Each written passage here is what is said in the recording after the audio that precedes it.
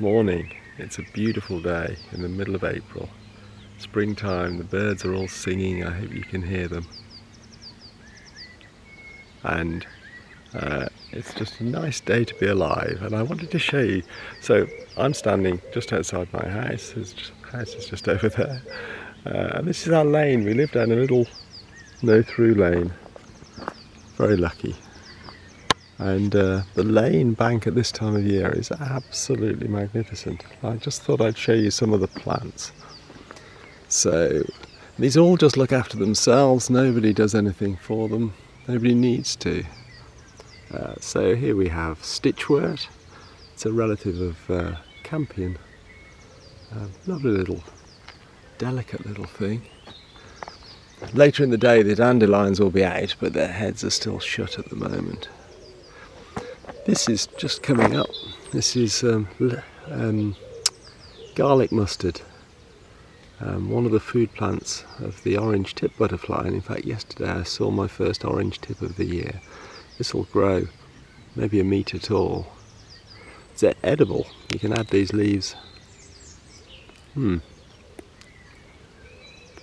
them to your salads or whatever else you like. They give it a little bit of a musty bite. Musty? I didn't mean musty. Mustardy. What else have we got? Bluebells, of course. Who doesn't love a bluebell? Absolutely splendid plants. Listen to that big fat wood pigeon in the background. I always think it's saying, "It's your fault, Betty." I don't know where I get that from. Anyway, oh there, look.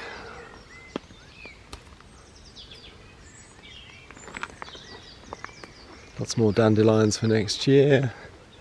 Now I'm sure we've got a few other things to look at. Oh look, yes. The wood anemones looked beautiful. There's some you can see in the distance. Well, I can see them. Maybe the camera doesn't pick them up. A little clump here. Save us walking up there. Not quite open for the day, and look, the poor things are on their last legs for this year. I always remember my youngest, I told him they were called wooden enemies, and he picked up the name Wooden Enemies.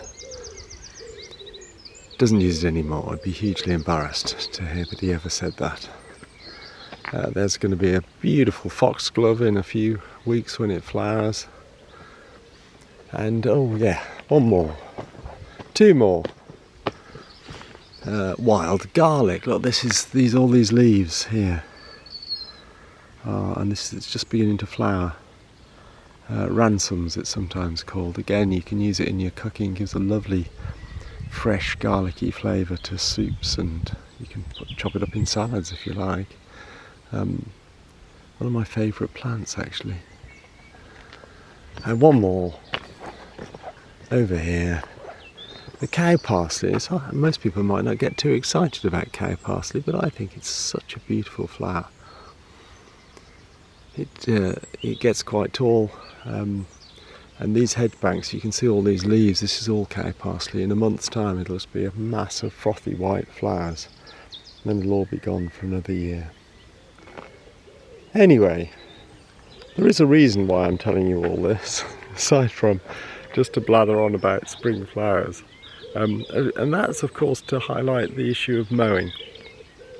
There is no need at all to mow verges at this time of year. Verges do need mowing at some point. Now this verge will have finished flowering in a couple of months, and by late summer there'll just be rank hogweed stems and nettles and docks and so on. And at that point it's fine to cut it down after all the flowers have set seed and died down naturally for the year. And that helps. You need to do that, or else otherwise eventually the bank would become a mass of brambles that would grow out into the road. Anyway, I'm labouring the point perhaps, but if you have a verge like this near your home, maybe you could stick a little sign up saying please don't mow. And of course, if you're one of the people who works for the council or is in charge of mowing at the council, please don't send your men out or women out to mow unnecessarily, think very carefully, because these flowers, let me just turn the camera around again.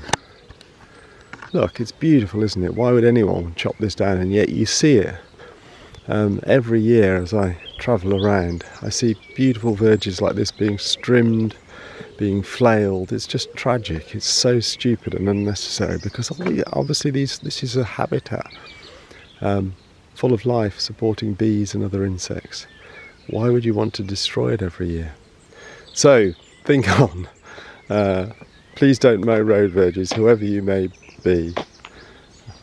Okay, don't forget to subscribe, press the little button if you want to hear me blathering on more in the future. Take care.